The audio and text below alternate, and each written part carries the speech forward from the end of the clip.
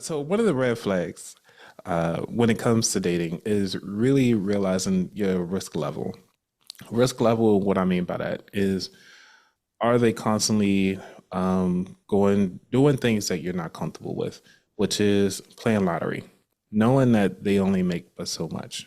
And then because hopefully you had a conversation about how much they make, what they doing with that money from day to day, how they paying their bills, are they paying them on time, what are their thought process about the interest rates on credit cards or paying things late. Learn those different things. You have to ask these questions before you even decide to combine households. And so that's a red flag. Another red flag is, What's up, Bravehearts community? This is Sean Heineman, your premier pre-engagement coach, back with another segment of It's Scary to Remarry, inspiring you to love fearlessly with my co-host, Aquila Maddox. What's up, Q? How you doing? I'm doing well. How are you? I'm good. I'm good. Had a couple of little technical difficulties, but we good now. What a day, what a day. I know, right? I, I It want is to, a day. Can I intro our guest? for sure, do our intro. So listen, y'all, I want y'all to meet Anthony. He is a Baltimore native who turned his firsthand experiences with financial struggle into a mission to empower others. Growing up in the city's east side, Anthony developed a deep understanding of the mindset often accompanying poverty. After realizing the simplicity of money, he dedicated himself to learning about personal finances through diverse sources. Now, as the host of About the Wallet, Anthony uses his podcast to share practical advice and inspire the sandwich generation to achieve financial freedom. Welcome, Anthony. hey, thank you so much. Let me give myself some air horns on that one. You know what I'm saying? That was a fire intro. Thank you. I appreciate it. Absolutely. Listen, it's all about the money, money, money. Right. I know, Listen, right? I'm ready. Appreciate it. Oh, Uh, go yeah, so ahead. thank you for having me on this platform. You know, you guys have been doing great. I've been listening to a couple shows and I'm glad to be here. Yeah, it was good to have you. We like the sound effects already. So listen, y'all, every guest ain't coming with their own sound effects, okay? I need y'all to understand that. Anthony is a special case. I know, right? He got his own effects. He We're got his gonna make it own happen. sound effects. Oh yeah, got to, got to. Well, let's jump into today's topic, and of course, about that wallet. Love what you got going on with the podcast because Lord knows we need to have more of these conversations. And today's topic, we're talking about money and dating. So this is something that a lot of my single folks, because I have a lot of single viewers who watch. So I want to jump into this topic. The first question is, how can someone gauge a date's financial mindset without being too forward? Oh man, this is fun. It takes me back. So just to preface this, the reason why I say it takes us back, because when I was recently getting out of a long-term relationship, I actually enabled myself to get into debt. And the reason why I say I enabled myself was because I had to take ownership of the things that I did during that relationship and not just blaming it on somebody else. And I could have easily said no, and I could have set tighter boundaries. So during the dating phase, when I was getting out of that relationship, I was like, well, I ain't got no money. I got these student loan debts, and I'm pretty much living shoestring tied as closely to my shoes as they can be. Pretty much, I had a shoestring budget, like nothing. So when I met my current wife, the first date was actually at a park because it was free. And if things didn't work out, I could drive myself back home. So, and I knew the park, I was familiar with it. I knew that it was a loop. It was like a running loop. So it was just like what, one point, no, I think it's about like 2 mile loop. And it had like nice views of the water. You can actually look through the trees, get some fresh air and everything like that. So during that walk and talk, one of the things that I was telling her, I just kind of just blurred everything out. Now, do I recommend this? Probably not. But for the guys out there, if you actually understand your finances and where you're trying to go and where you want to be, it's a lot easier for the women that are looking at you or that you looking to be with to understand where you're trying to go. One of the things that I think for guys, we don't like to actually show our hand and actually share and be comfortable and being vulnerable right up front. So for me, I was like, hey, I got student loans. I can't be taking you out to all these different places every week or anything like that. I'm just getting out of a relationship. And so, you know, what do you want to do? And she was like, okay. And then that was pretty much it. We have a whole podcast. There's a whole episode about us, how we met and everything like that. So she could tell you her side, because I don't want to put words in her mouth and then she come at me later on. So when it comes to dating, it's just one of the things that when it comes to the mindset of the person, you just got to know where they want to go.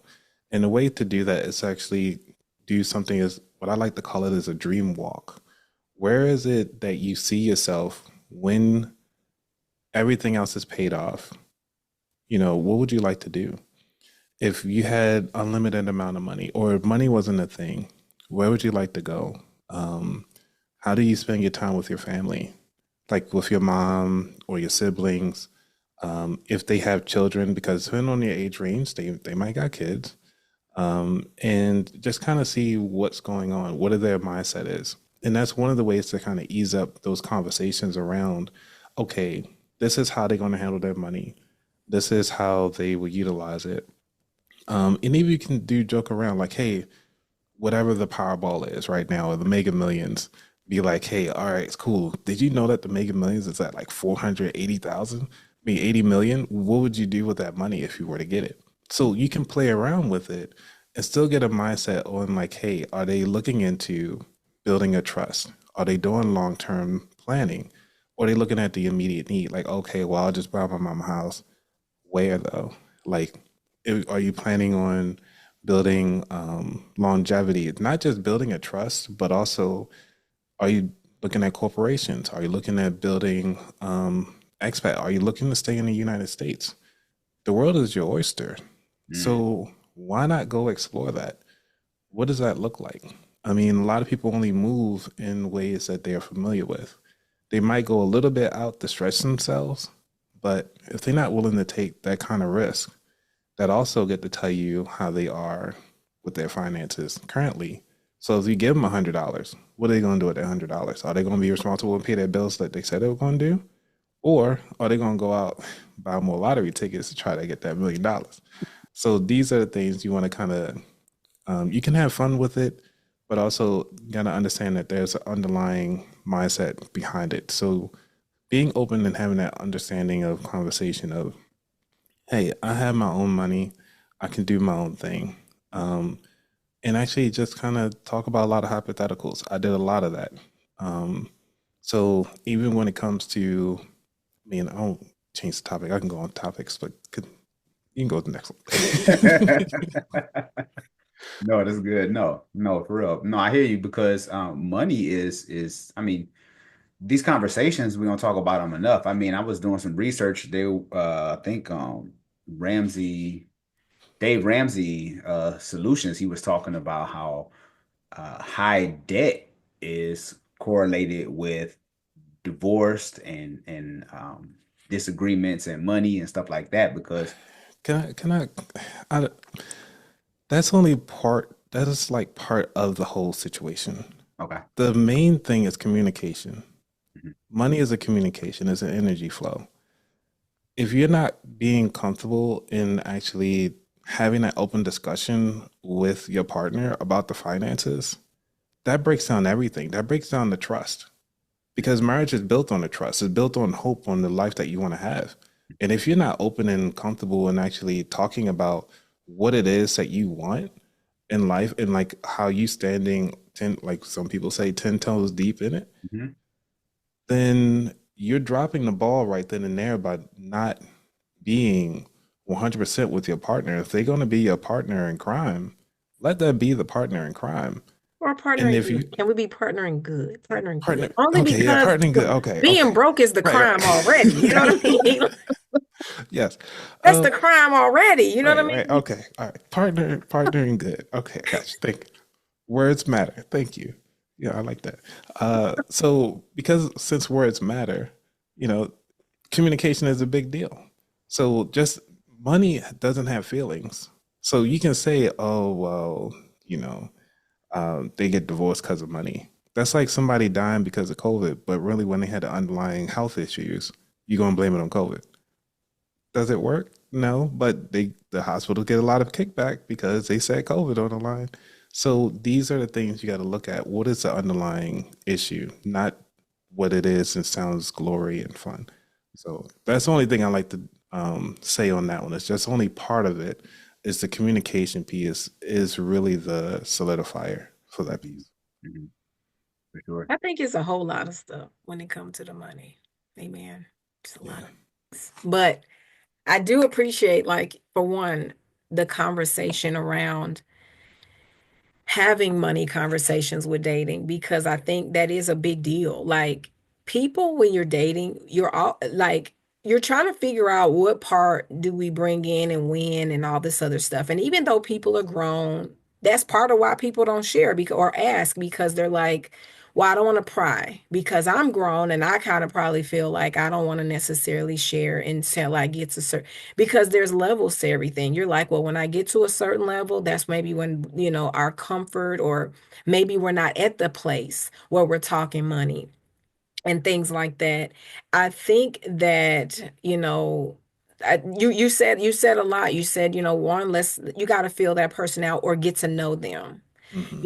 asking questions that lead to discovering whether or not there's comfort, where people's goals are and stuff like that. I would 100% agree that money isn't the catalyst alone for divorce, but being broke is never a good day. And there are some people who they can be broke together and they're okay doing basically the bare minimum or making it barely work, or they struggle together and there's probably in their world, they may feel like there's not much complaints, probably because there's alignment.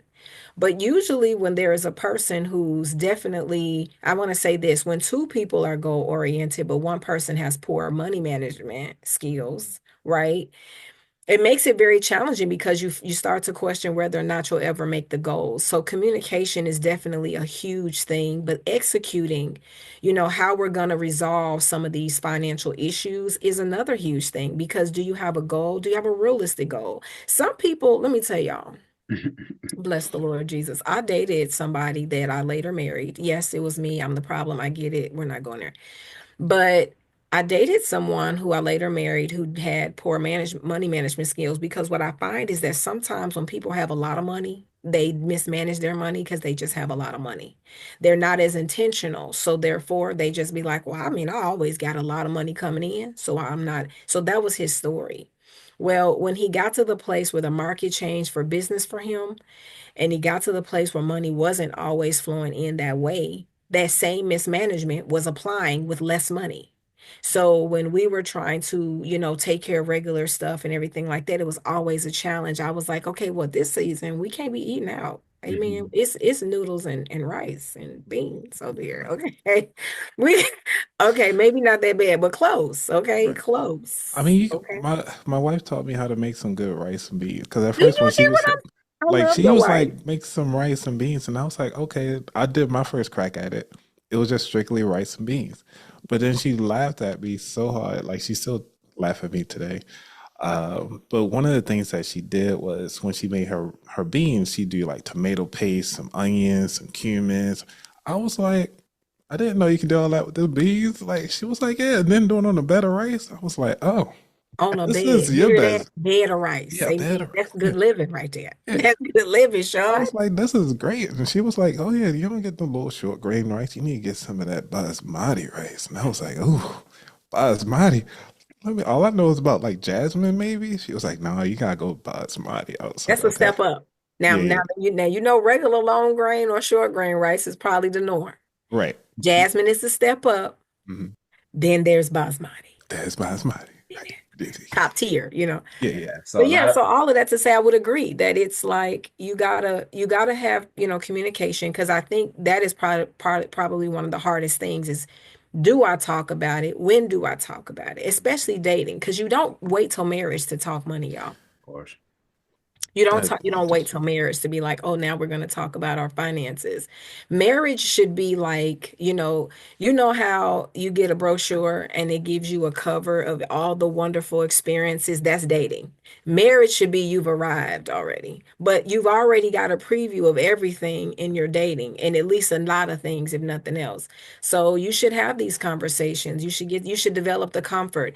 And sometimes it is not them, right? Sometimes it's the person. Sometimes you got to check where that person may not create that space of comfort to be able to share, or they're condescending if you share. You got to check all of that. You got to be like, okay, maybe we need to talk about how to create a safe environment for us to have this conversation. Or like you said, I loved how you talked about the hopeful conversations. It's kind of like driving through the neighborhoods, looking at houses that Yes. you'll probably never live in, you know what I mean? And you're like, man, I may want to dip into this one day, right? But you're dreaming together and things like that. That's a vulnerable space too. But I do think that, those are some really good ways to start opening up that dialogue. I think that's really, really good. Mm-hmm. Yeah. Yeah, because you got to have, like you said, those conversations early. But I guess a lot of people struggle with when, right? Yeah. So, Anthony, what are some red flags when discussing finances with a potential partner? Uh, I could tell you this, not having them. So in my prior relationship, I didn't have them. I was up here thinking like everything was peachy cool because we were dating or whatever, but I didn't even think about, okay, because when we decided to combine households, and that's where the money conversation started happening. I didn't realize like some people are on certain plans because they didn't pay bills.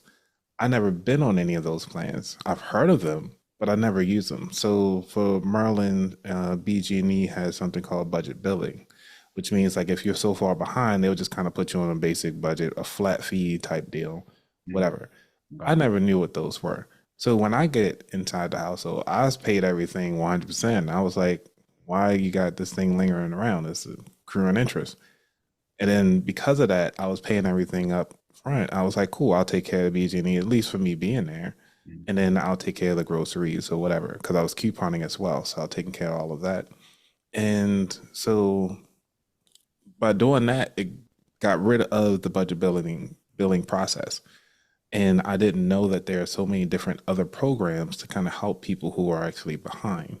Mhm. And by doing that, opened my eyes up to other things. Okay, now that I realize that, that opened me up because I'm up here just trying to figure out her life as well. So realizing that she also went to a lot of casinos. So I started learning the casinos up and down 95, 295. Like I can tell you all the casino addresses. Like it's bad. And I could tell you all the slot machines, who's going to be there, and all the dealers and everything like that, because that was my game. So I learned how to play baccarat. Dropping like 3 G's on the table. It's like it was nothing. Not realizing like, hey, I'm actually feeding into this system of what's going on, and it wasn't a shock until it's actually started to hit me personally when the credit cards started coming in. So having to know what the red flags are. Not saying like, hey, the first time, like if her name begins for A, it's automatically a red flag. No. But if her name, but when it And comes to, yes. I know my co-host, man, her come name is on, Aquila, man. Come Oh, on. no, I'm sorry. No, I mean, this is No. Anthony. the, How we gonna act like this on our first time yeah, meeting? not on the first. I'm sorry. This bad Sean, don't example. have him Okay, back. bad Don't have example. him back, Sean. If her name begins for A, it's a I'm green just flag. Okay, it's a green kidding. flag. Yeah, Uh, we call her Q, but her first name start with an A.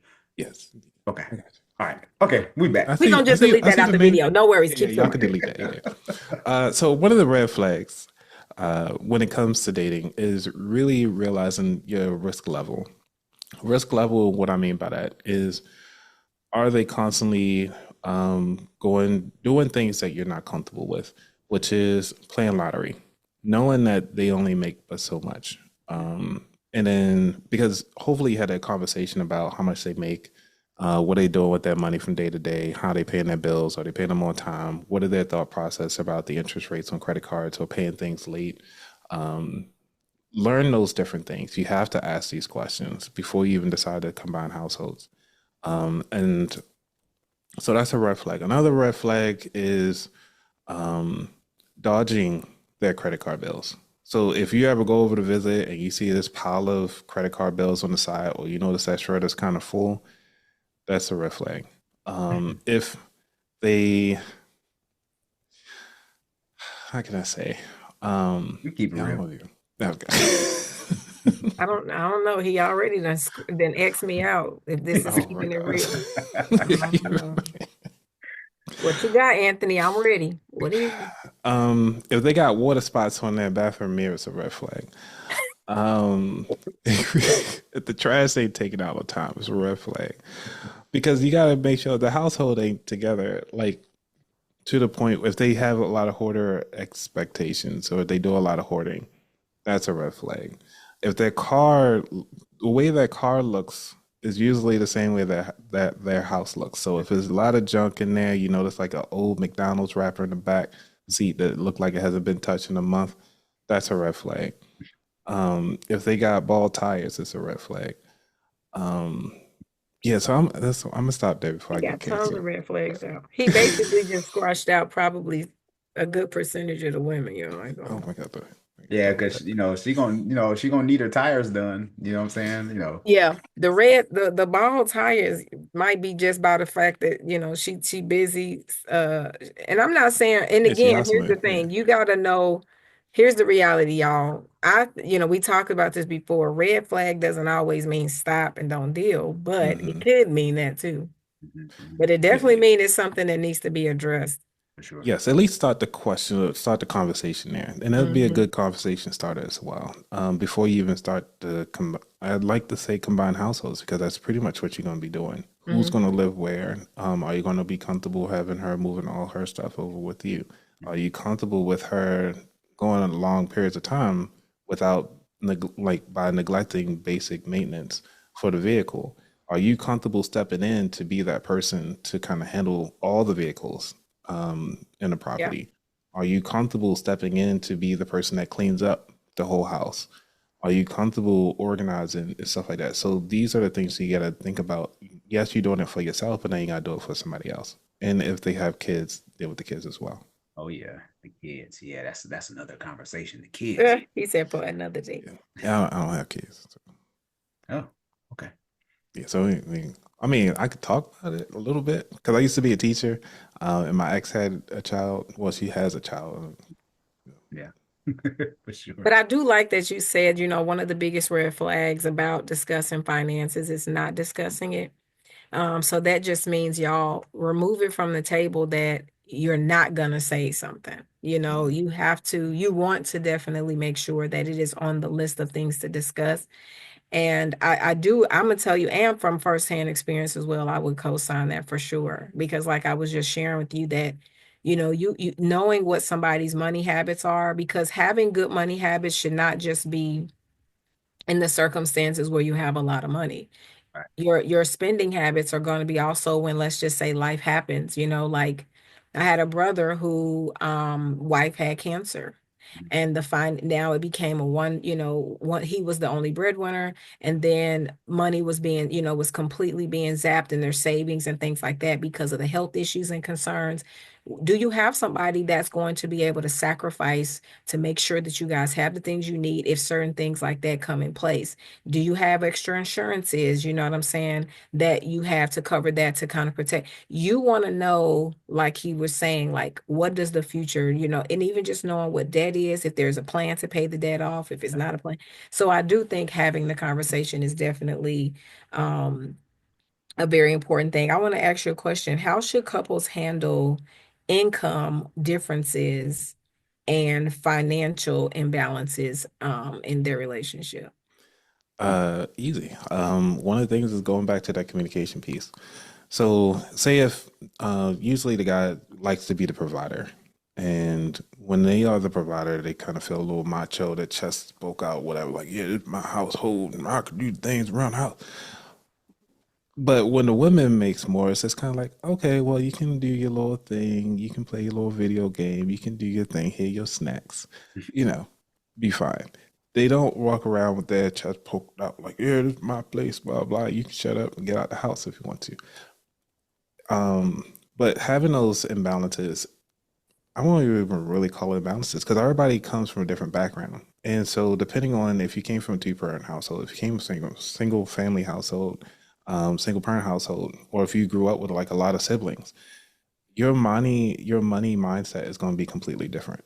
So, understanding like your partner's lacks and their greatness, you can actually fill in those key areas from where they lack in, and vice versa. And that is okay. So, when it comes to that 50-50 or whatever type deal. I know a lot of people like to talk about that when it comes to 50-50.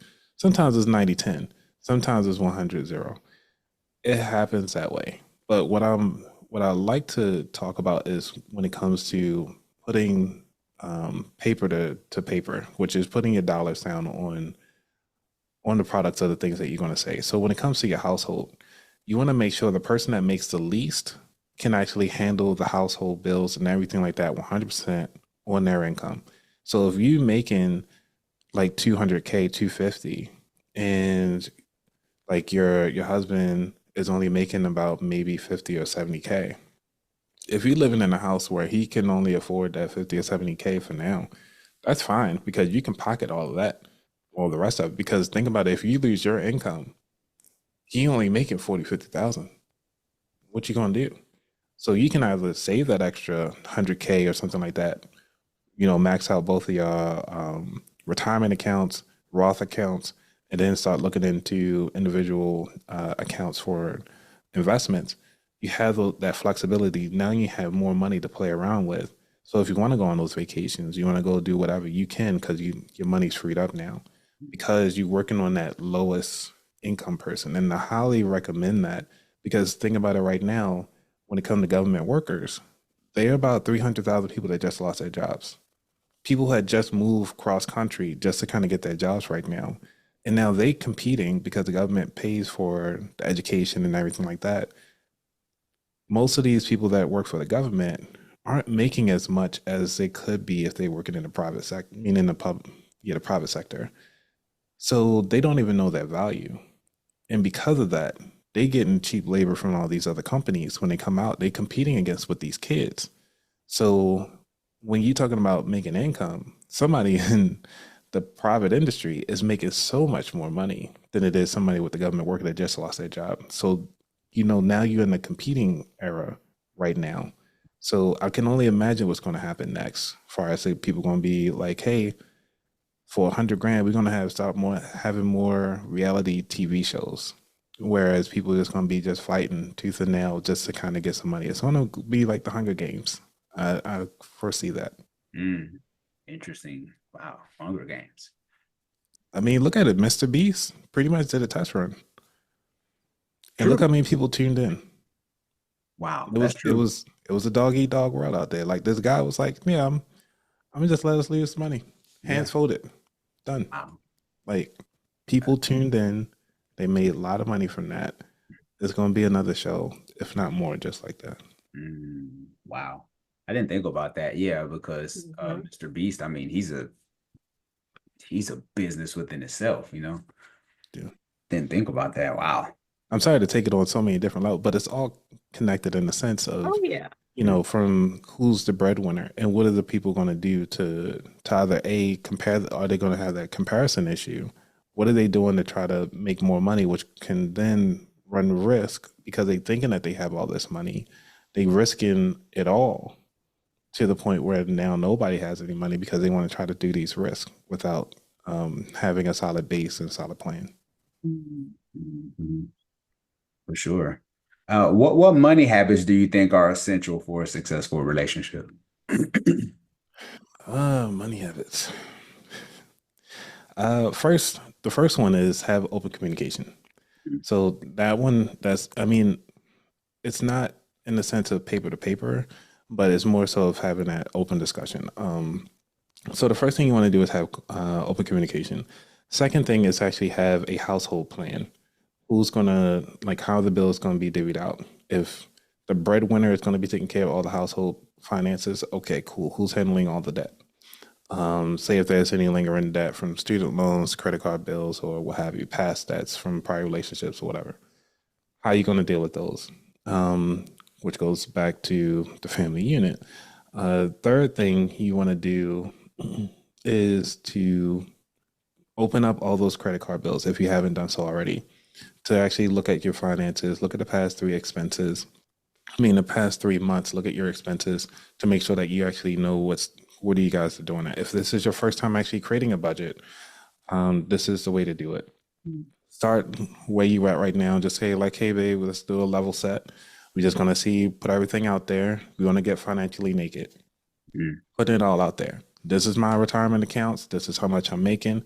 This is my company match. This is my health insurance. This is my trust and will. This is the bank account that I'm with right now. Do I have any TODs or PODs set up, which is transfer on death or pay on death set up? If no, if you never had this, this is the time to talk about, hey, tomorrow or this weekend, we're going to go to our separate banks to set up these TODs and PODs. Because in case I die, you can go down and get this. Or in case I'm incapacitated for any reason, you get this. Not if, it's more of a matter of when. But I guess you could say if within the relationship, mm, you know, you pass away. mm. Because we talking about dating here. But also, if we're dating, you ain't got to compare anything. But I could tell you this. This is what happened with my uncle. Um, so he was, what do you call it? He was in long term, I guess you could say, engagement. He recently got engaged or whatever. So planning to marry, but because he didn't have a will, didn't set up any bank accounts or whatever to do the transfer on death and so forth, didn't set up anything to just do the whole ceremony Mm. process, his fiance and my cousin didn't get anything because of his death. It had to go directly to my grandmother because she was like still alive, so it went to next of kin. Mm.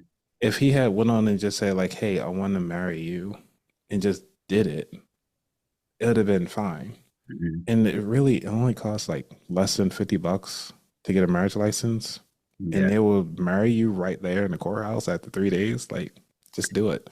You don't. Oh, hold on, hold on, hold on, hold on, I was hold like, I know we're supposed to be budgeted, but on. whatever. No. This is good because because I want to kind of, because for our time, I want to ask you this Oh, question real sorry. quick since we're talking about this, because we got to get ready to end the show. How do you feel about? Because I hear this a lot from single guys, like, I don't want the government in our business when it comes Mhm. to our marriage. Like, how do you feel about that? Is that valid, or is that kind of like what they call it, gaslighting? Or, you know what I'm saying? Like, Yeah. what are your thoughts on that? Um, it's it's valid in the sense that again it goes back to your belief.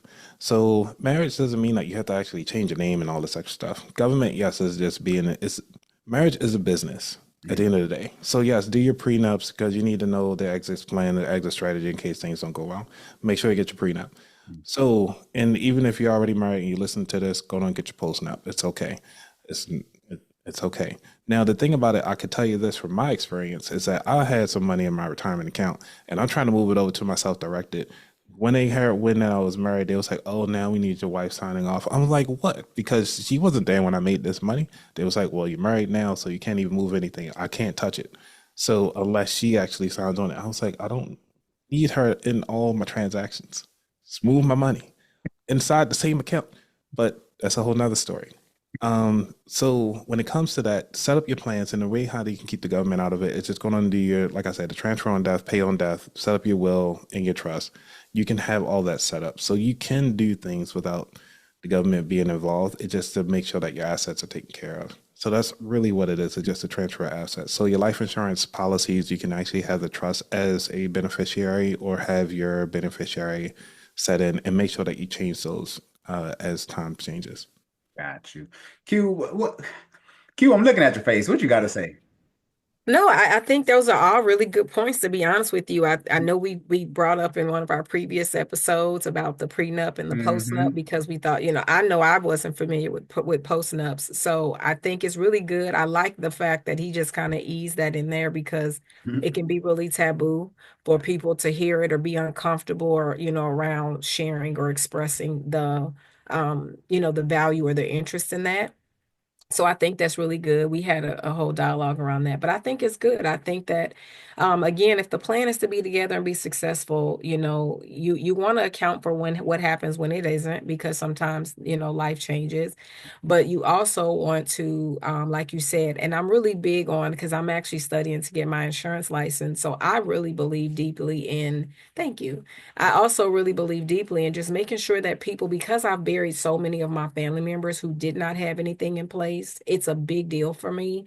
I really think it's important, and I think even the more, to be educated around trusts and like you said POD, and I just think these are some really good terms that you're throwing around for us all if we're not aware, because some of this I'm definitely learning today. Thank you, Mr. Anthony, Oh, despite the you're whole welcome. iteration of the A names.